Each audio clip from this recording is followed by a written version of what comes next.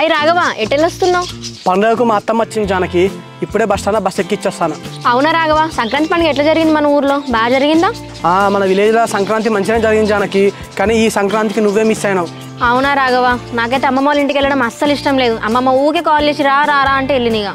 అవునా జానకి, ఈసారి భోగి మంటలు మీ వాడమిన్నే చేసినాం. నువ్వు వస్తావు కావచ్చు అని చెప్పి నీకు సాయంత్రం ఫోన్ చేసిన. కనీసం నువ్వు నా ఫోన్ కూడా లిఫ్ట్ చేయలేదు కదా.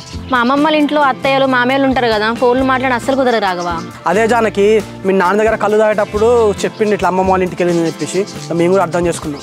అవునా, మీరు మీ ఫ్రెండ్స్ బాగా ఎంజాయ్ చేసినట్టున్నారు కదా. మొత్తం వాట్సాప్ ఓపెన్ చేస్తే మీ స్టేటస్లే వస్తున్నాయి. ఏదో జానకి, సంవత్సరానికి ఒక్కసారి వచ్చే పండుగ, ఇక మా అంతలో మేము ఎంజాయ్ చేసినాం.